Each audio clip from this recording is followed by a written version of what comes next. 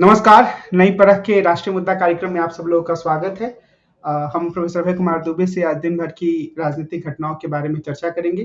कार्यक्रम को आगे बढ़ाने से पहले मैं सभी दर्शकों से कहूंगा कि अगर वे नई परख के साथ नियमित रूप से नहीं जुड़े हैं तो हमारे चैनल को जरूर सब्सक्राइब करें और हमारे साथ नियमित रूप से जुड़ें। अभय सर नमस्कार। नमस्कार। रिजल्ट आ गया दिल्ली का और जी कुछ लोग ये कह रहे थे कि आम आदमी पार्टी जीत सकती है और कुछ ये कह रहे थे कि एक बहुत कड़ा मुकाबला है। आप भी ये कह रहे थे, लेकिन एक उम्मीद थी कि शायद आम आदमी पार्टी अच्छा प्रदर्शन कर ले। पर आज की जीत में क्या हम ये कह सकते हैं कि एक तरीके से उनका सुपड़ा साफ हो गया? हालांकि 22 सीटें वो जीते हैं, पर काफी नीचे आ गए। 62 से 22 आने का मतलब है कि काफी बड़ी हार है। इस हार पर आपकी त्वरित टिप्पणी क्या है? देखिए, शब्दों का चयन हम लोगों को सतर्कता पूर्वक करना चाहिए। ये एक बड़ी हार है, लेकिन ये सुपड़ा साफ होने वाली स्थिति नहीं है। देखिए, इस पराजय के बावजूद भी आम आदमी पार्टी के पास 43.5% वोट है, जो कोई छोटा मोटा वोट नहीं है।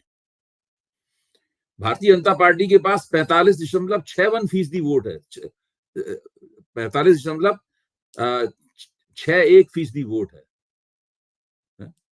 और कांग्रेस के पास 6.35 वोट है। पिछली बार कांग्रेस के पास 4.25% वोट था, यानी मुश्किल से 2% और जरा सा वोट कांग्रेस का बढ़ा है। केवल भारतीय जनता पार्टी को पिछली बार 38% वोट मिला था, इस बार 45.5% वोट मिला है।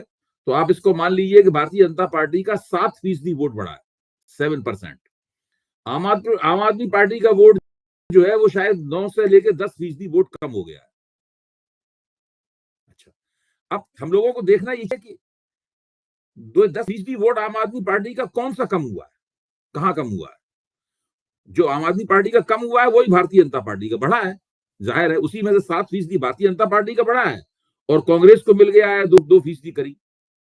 तो वो उतना ही आम, देखिए कांग्रेस का वोट जितना बढ़ा है और भाजपा का वोट जितना बढ़ा है, दोनों को जोड़ दीजिए, वो आम आदमी पार्टी का वोट उतना कम हुआ है। मोटे तौर पर कहूं, मैं बहुत दशमलव की बात नहीं कर रहा हूं, मोटे तौर पर ऐसा ही हुआ है। तो वो हमें देखना ही चाहिए कि आखिरकार आम आदमी पार्टी का वोट कहां कम हुआ है। मेरा अपना आकलन ये है, और आकलन कल तक और इसकी पुष्टि हो जाएगी जब डेटा और पूरा आ जाएगा, कि दिल्ली के पढ़े लिखे खुशहाल नौकरी पेशा मध्य वर्ग का जो वोट था, वो इस बार आम आदमी पार्टी को ना के बराबर मिला है। तो बिल्कुल नहीं मिला है या ना के बराबर मिला है। वो पूरा का पूरा वोट भारतीय जनता पार्टी ने जो लोकसभा चुनाव में उसको मिलता था, उसको जो और विधानसभा चुनाव में आम आदमी पार्टी के पास चला जाता था, उसको रोक लिया अपने पास। वो अपने पास रोकने में उसको कामयाब रही। इसके बावजूद देखिए, भारतीय जनता पार्टी को लोकसभा चुनाव के बराबर वोट नहीं मिला। लोकसभा चुनाव में तो भाजपा को शायद 55% के आसपास वोट मिला था। तो लोकसभा चुनाव से तो भाजपा का वोट करीब 10% कम है। यानी लोकसभा चुनाव में भाजपा को गरीब तबके का भी काफी वोट प्राप्त हुआ था, वो नहीं मिला है। वो आम आदमी पार्टी के पास बना रह गया वोट। अच्छा, अब ये जो पढ़े लिखे खुशहाल नौकरी पेशा मध्य वर्ग का जो वोट है, आप मैं इसको आर्थिक दृष्टि से अगर कहें तो जिनको 70-75 हजार 50,000 से ऊपर जिसकी आमदनी होती है, यानी जो 70,000 की तरफ जाता है, फिर 1 लाख की तरफ जाता है, ऐसा मध्य वर्ग जिसको बाकायदा हम मिडिल क्लास कह सकते हैं, ये वोट आम आदमी पार्टी को क्यों नहीं मिला, इसके ऊपर भी गौर किया जाना चाहिए। इस वोट के न मिलने के 4 कारण हैं मुख्य तौर पर। पहला कारण यह है कि जब सुप्रीम कोर्ट की संविधान पीठ ने, और ये चारों कारण केवल चुनावी मुहिम में नहीं है, इसका पूरा इतिहास है, जब सुप्रीम कोर्ट की संविधान पीठ ने ये फैसला दिया काफी लंबे विचार विमर्श और सोच विचार के बाद में, कि दिल्ली की चुनी हुई सरकार के पास अधिकारियों की नियुक्तियों और तबादलों का अधिकार होना चाहिए। ये अधिकार लेफ्टिनेंट गवर्नर उससे नहीं छीन सकते, जिसको आप टेक्निकल भाषा में कहते हैं सर्विसेज का अधिकार। सर्विसेज डिपार्टमेंट का की बागडोर किसके हाथ में रहेगी, इसका अधिकार। वैसे ही इस फैसले की काट के लिए पहले केंद्र सरकार अध्यादेश लाई और फिर उसने संसद में कानून बनाया, और वो अधिकार फिर से लेफ्टिनेंट गवर्नर के पास चला गया। उस दिन अरविंद केजरीवाल के नेतृत्व वाली ये सरकार पूरी तरीके से पंगु हो गई, ये कोई भी काम नहीं कर पाई। और ज्यादा उस झगड़े में लगातार फंसती चली गई, और इसका मुकाबला करने के लिए इसकी तोड़ उसके पास कोई थी नहीं, क्योंकि वो सुप्रीम कोर्ट का फैसला ही बहुत लंबी लड़ाई के बाद आया था। वो कोई तोड़ उसके पास नहीं थी। इसमें आम आदमी पार्टी की सरकार, जो उसकी जो छवि थी कि वो जो वायदा करती है पूरा करती है, वो छवि उसकी गड़बड़ा गई, और वो बहुत से ऐसे काम भी नहीं कर पाई शायद उसे करने चाहिए थे, जो नागरिक सुविधाओं के लिए आवश्यक होते हैं, सफाई के, सड़कों के, इन कामों के। तो इस चीज का इसके कारण करीब 2 साल से उसके खिलाफ एक एंटी इनकम्बेंसी जमा होने लगी।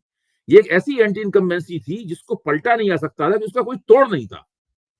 हालत ये थी, अगर आम आदमी पार्टी कहती नहीं भाई हम हमें फिर वोट दीजिए, हम इन्हीं कामों को करेंगे, तो लोग ये तुरंत सोचते या कहते कि भाई अभी आप इस काम को इसलिए नहीं कर पाए क्योंकि आपको केंद्र सरकार ने नहीं करने दिया, एलजी ने नहीं करने दिया, अब आप कैसे करेंगे इस काम को। अगर भाजपा की सरकार बदल जाती 2024 में लोकसभा चुनाव में, तो ये दिक्कत नहीं होती आम आदमी पार्टी को, तो नई सरकार आती, वो इतना विघ्न नहीं डालती उसके अंदर काम करने में। तो ये एक एंटी इनकम्बेंसी इनके खिलाफ जमा होनी शुरू हुई, और एक ऐसी एंटी इनकम्बेंसी थी जिसको पलटा नहीं आ सकता था, इसके खिलाफ कोई दलील नहीं। और सबसे ज्यादा जो खुशहाल मध्य वर्ग था, मतलब वो इस बात से नाराज हुआ। पहली बात तो ये है। दूसरी बात ये है कि इनके खिलाफ जो भ्रष्टाचार के आरोप लगे, गिरफ्तारियां हुई वगैरह, एक लगातार एक प्रचार चलाया गया। सबसे ज्यादा इसका असर मध्य वर्ग के मानस पर पड़ा होगा, मैं ये मानता हूं। मानस के अंदर झांका किसी ने नहीं है, लेकिन कुछ ना कुछ उनके मानस के ऊपर उसका असर जरूर होगा, और आम आदमी पार्टी और उसके नेतृत्व अरविंद केजरीवाल के प्रति एक नकारात्मकता, एक नेगेटिविटी जरूर बनी होगी। दूसरी बात यह है। तीसरी बात यह है कि चुनावी मुहिम के दौरान दो बड़े हस्तक्षेप, देखिए ये चारों बातें जो मैं कह रहा हूं, इनका सीधा रिश्ता केंद्र सरकार से है। यानी पहले जो कानून बदला गया, सुप्रीम कोर्ट का फैसला बदला गया, वो भी केंद्र सरकार ने किया। जो पीएमएलए कानून और इन्फोर्समेंट डायरेक्टरेट और सीबीआई के जो हमले हुए आम आदमी पार्टी के ऊपर, वो भी केंद्र सरकार की एजेंसियां हैं, वो भी उन्होंने किया। और चुनावी मुहिम के दौरान 8वां वेतन आयोग लाए। 8वां वेतन आयोग लाकर सरकारी कर्मचारियों और पेंशन याफ्ता लोगों की नाराजगी उन्होंने कमोवेश दूर करने का एक जमीन बना दी। ये लोग लोकसभा चुनाव में भी नाराज थे, भारतीय जनता पार्टी, उन्होंने वोट नहीं किया था भारतीय जनता पार्टी को। और चौथा हस्तक्षेप केंद्र सरकार ने यह किया कि 1 फरवरी को जो केंद्रीय बजट आया, उसमें एक ऐतिहासिक उन्होंने इनकम टैक्स की रियायत दी, जिसका असर सरकारी कर्मचारियों से बाहर हर नौकरी पेशा व्यक्ति के ऊपर पड़ा, जो निजी क्षेत्र में भी काम करता था। और दिल्ली इस तरह के लोगों से भरी हुई है। इनकी कितनी बड़ी संख्या है, इसका हम लोग एक मोटा फिगर है, उसका हम लोग पता लगा लेंगे, तब और ज्यादा बात स्पष्ट हो पाएगी। ये 4 बड़े कारण थे जिन्होंने उस मध्यवर्गीय वोटर को आम आदमी पार्टी के पास जाने से रोक दिया, जो लोकसभा और विधानसभा के बीच, लोकसभा से विधानसभा चुनाव में इनकी तरफ चला आता था। ये जो आप 7-8%, 9% वोट की गिरावट देख रहे हैं, ये मोटे तौर पे वही वोटर है। बाकी आप देखिए, आम आदमी पार्टी के पास 43.5% वोट है, और ये 43.5% वोट जो है वो कम नहीं होता है, ये बहुत वोट है। और भारतीय जनता पार्टी इतनी मेहनत करने के बाद, केंद्र सरकार का इतना सपोर्ट मिलने के बाद में, सारे नेतृत्व को जेल में डालने के बाद में, ये सब करने के बाद में, केवल आम आदमी पार्टी से बमुश्किल तमाम 2.5% या 3% वोट ही ज्यादा प्राप्त कर पाई। अच्छा, जहां तक कांग्रेस के प्रदर्शन वाला है, कांग्रेस का प्रदर्शन तो कुछ भी नहीं है। मैं तो बताऊं, कांग्रेस के प्रदर्शन ने चुनाव के ऊपर कोई असर नहीं डाला। आप किसी एक निर्वाचन क्षेत्र में आप देखते हैं कि आम आदमी पार्टी और कांग्रेस के और भाजपा के बीच में एक जितना अंतर है जीत हार का, कांग्रेस के उम्मीदवार ने उससे ज्यादा प्राप्त की है। ये जोड़ बाकी का चुनावी नतीजे निकालने का एक बहुत ही साधारण सा और बहुत ही सरलीकृत तरीका है। इसमें कोई गारंटी नहीं होती कि अगर कांग्रेस का उम्मीदवार नहीं होता वहां पे, तो क्या सारे वोट आम आदमी पार्टी को ही मिल जाते? इसकी कोई गारंटी नहीं होती है कि नहीं। इसमें कभी, अब जैसे कि मान लो दिल्ली कैंट पे आप निगाह डालेंगे, तो वहां पे कांग्रेस के उम्मीदवार को वोट मिले, अच्छे खासे वोट मिले, लेकिन आम आदमी पार्टी का उम्मीदवार बहुत ही लोकप्रिय था, तो वो सरकारी कर्मचारियों के विरोध की नाराजगी के बावजूद भी दबा के जीत गया चुनाव।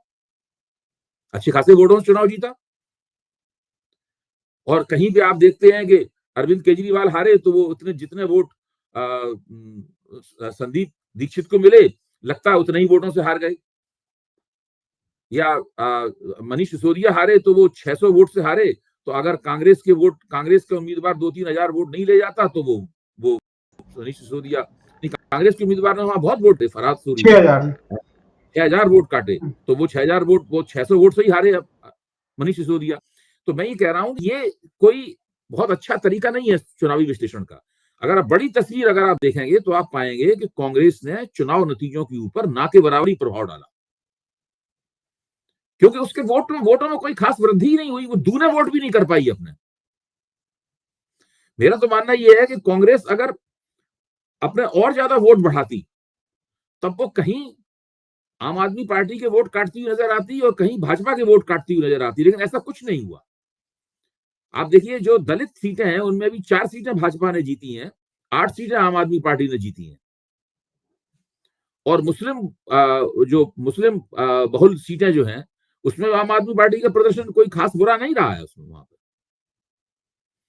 तो मुझे ये लगता है कि ये भारतीय जनता पार्टी की जीत है निश्चित रूप से, और इसका भारतीय जनता पार्टी को श्रेय दिया जाना चाहिए।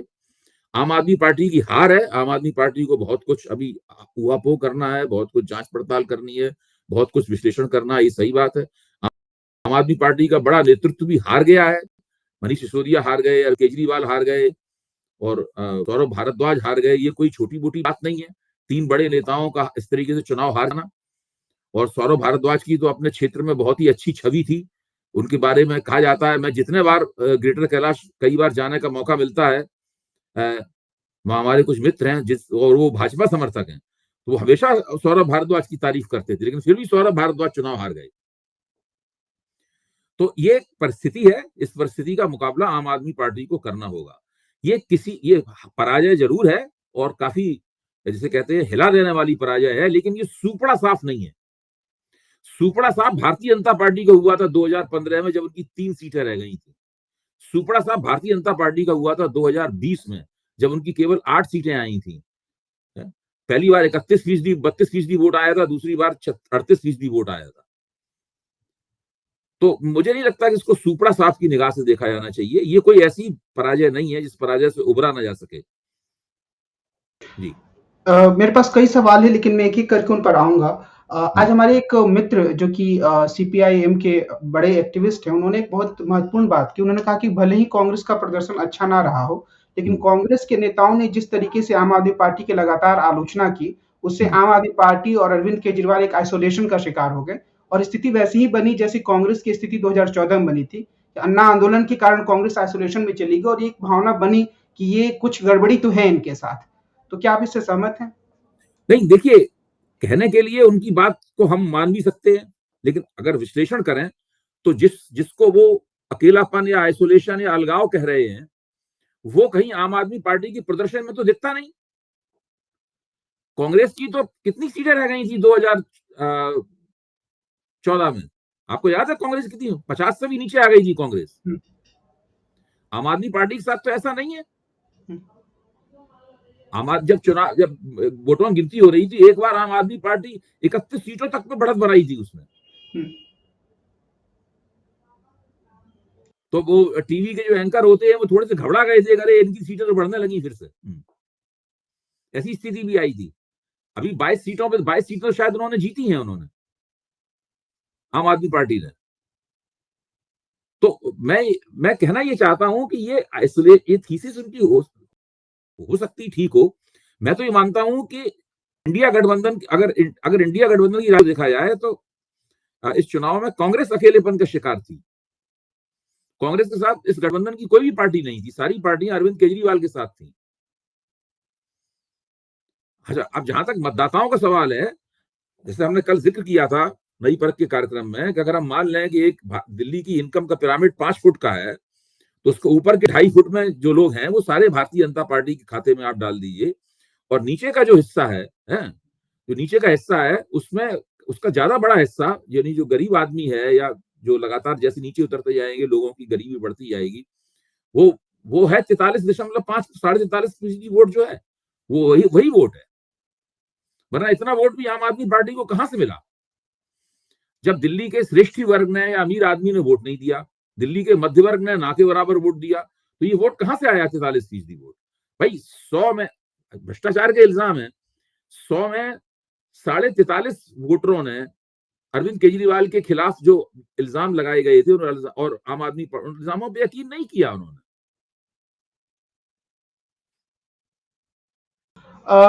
एक प्रश्न मेरे मन में है। थीसिस चल रही है, थीसिस ये चल रही है, बड़ा अच्छा ऑब्जर्वेशन, बड़ा अच्छा अवलोकन है, मैं आपके साथ साझा करना चाहूंगा। कुछ लोगों का कहना यह है कि पिछले 2 चुनावों में जो कांग्रेस के समर्थक वोटर थे दिल्ली में, भाई दिल्ली ने 3 बार शीला दीक्षित ने चुनाव जीते, भाजपा को हराया, तो कांग्रेस के समर्थक, कांग्रेस का भी कोई कुछ ना कुछ समर्थक वोटर रहे होंगे कांग्रेस के, दिल्ली में हैं आज भी। तो वो लोग भारतीय जनता पार्टी को हराने के लिए आम आदमी पार्टी को वोट करते रहे, क्योंकि उन्हें यकीन था कि कांग्रेस हरा नहीं पाएगी, तो भारतीय जनता पार्टी, आम आदमी पार्टी को। इस बार उन लोगों ने ना भारतीय जनता पार्टी ना आम आदमी पार्टी को वोट दिया, ना कांग्रेस को वोट दिया, इस बार उन लोगों ने भाजपा को वोट दे दिया। तो एक ये भी बात कही जा रही, अब ये सब बातें साबित नहीं की जा सकती और होती भी हैं, जैसे कि 2019 के लोकसभा चुनाव में ऐसा माना जाता है कि मार्क्सवादियों के वोटरों ने ममता बनर्जी के खिलाफ बीजेपी का साथ दिया था और एक नारा भी चला था कि पहले राम फिर वाम, और ये भी कहा था कि इस बार हाफ, अगली बार साफ। इस बार ममता बनर्जी को काट के आधा कर दो, अगली बार पूरी तरीके से लोग विधानसभा चुनाव में हरा देंगे। हालांकि वो कुछ नहीं कर पाए, वो अलग बात है, लेकिन कभी कभी इस तरह की टेक्निकल वोटिंग कुछ खास तरह का प्रतिबद्ध वोटर नाराज होकर अपने हिसाब से करता भी है। एक सवाल मेरे मन में अरविंद केजरीवाल की भूमिका को लेकर है, जैसे कि ये मान सकते हैं कि उनका सुपड़ा साफ नहीं हुआ, लेकिन बड़ी हार तो है। तो क्या हम ये कह सकते हैं कि एक मुख्यमंत्री के रूप में वो डिलीवर करने में नाकाम रहे? क्योंकि बार-बार ये कहा जाता है कि कुशलता तो उनकी इसमें होती कि प्रधानमंत्री से या केंद्र सरकार से अपना काम करवा लेते, जैसे शीला दीक्षित करवाती थी। तो उन्होंने अपने राष्ट्रीय महत्वाकांक्षा को और दिल्ली के मुख्यमंत्री के रूप में अपनी भूमिका के बीच में जो उनका एक संतुलन होना चाहिए, उसको वो नहीं बिठा पाए। और दूसरा चीज़ ये है कि उनका एक तरीके से जो आदर्शवादी राजनीति उससे कुछ पीछे भी हटे, शीश महल या दूसरे तरह के जो आरोप लगे। तो इसकी ज़िम्मेदारी अगर हम कहें तो अरविंद केजरीवाल के पास तो जाती ही है। भाई अगर पहली दोनों शानदार जीतों का श्रेय उनको मिला है, तो इस हार की जिम्मेदारी उन्हीं की है। और उन्होंने अपने शख्सियत के इर्द गिर्द इस चुनाव को जनमत संग्रह में भी बदला। उन्होंने लोकसभा चुनाव में भी कहा था कि भाई मेरे नाम पर वोट पड़ो, मैं ईमानदार हूं तो मुझे वोट दो। फिर उन्होंने विधानसभा चुनाव में फिर से ये कहा कि केजरीवाल को वापस लाने के नारे पे पूरा चुनाव हुआ।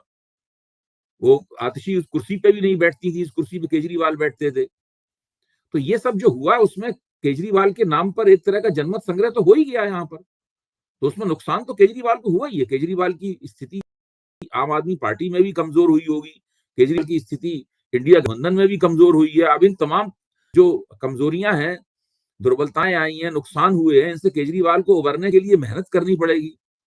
कुछ परिस्थितियों का भी उन्हें सहारा चाहिए, उसके लिए कुछ वक्त भी लगेगा उन्हें इस काम को करने में। इन सब बातों में कोई शक नहीं है, लेकिन एक पार्टी जो अभी तक चुनाव जीत रही थी हार गई। अब हम लोगों को देखना यह है कि उसके पास बचा क्या, क्या बचा उसके पास? क्या सब कुछ खत्म हो गया या कुछ बचा है?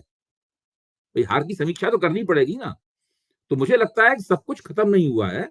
अगले 5 साल तक विपक्ष की राजनीति करने के लिए दिल्ली में आम आदमी पार्टी के पास पर्याप्त सामग्री है।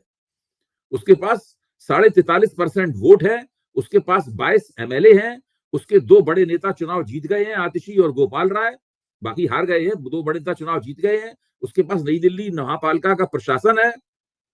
तो वो 5 साल तक बड़ी सफलता के साथ में विपक्ष की राजनीति कर सकती है।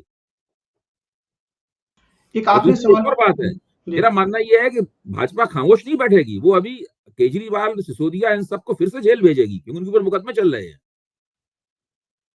कुछ ना कुछ जरूर होगा इस दिशा में। और जबकि वो गोपाल राय और आतिशी इस मामले में साफ है, उनके ऊपर इस तरह की कोई इल्जाम नहीं है। वो लोग आराम से दिल्ली में जो विधानसभा में नेतृत्व भी कर पाएंगे, विधानसभा के बाहर भी नेतृत्व वो लोग कर पाएंगे। एक आखिरी सवाल, क्योंकि आगे कल भी हम इस पर और गहराई से प्रचार करेंगे।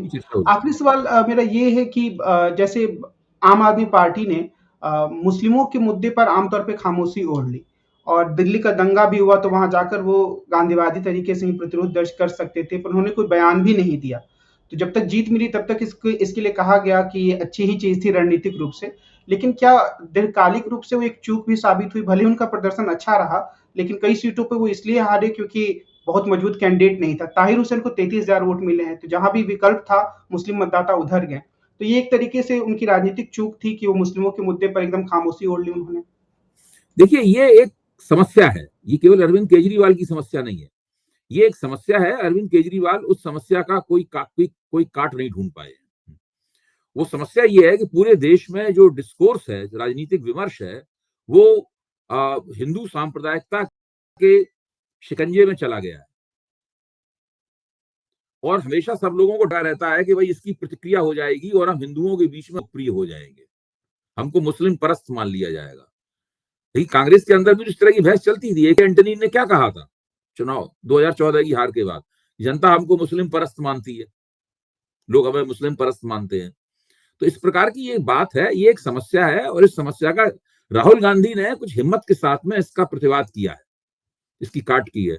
उन्होंने कोई इसका बिना चिंता किए हुए अपनी बात कही है। नुकसान होना होगा वो हो जाएगा नुकसान, लेकिन हम इस बात को कहेंगे। इस तरह का हिम्मत के साथ में कुछ दूसरे विपक्ष के नेताओं को भी ये काम करना पड़ेगा। उत्तर प्रदेश में अखिलेश के ऊपर भी है इल्जाम ये, मोटे तौर पे वो लोग भी मुसलमानों के सवाल पे चुप रहते हैं, जबकि मुसलमानों के सारे वोट मिलते उन्हें। तो ये है एक समस्या, मैं मानता हूं आपकी इस बात को। आज की अपनी इस बातचीत को हम इसी बिंदु पर समाप्त करते हैं। आगे भी हम दिल्ली की राजनीति और देश की राजनीति के बारे में चर्चा करते रहेंगे, अभय कुमार दुबे से और कुछ अन्य विशेषज्ञों से भी। आज की बातचीत के लिए सर आपको बहुत बहुत धन्यवाद। कार्यक्रम को समाप्त करने से पहले जिन दर्शकों ने नई परख को सब्सक्राइब नहीं किया है, उनसे मेरा यह अनुरोध है कि वे हमारे साथ नियमित रूप से जुड़े, हमारे चैनल को सब्सक्राइब करें। अभय सर, आपको बहुत बहुत धन्यवाद। नमस्कार। अच्छा, ये बताइए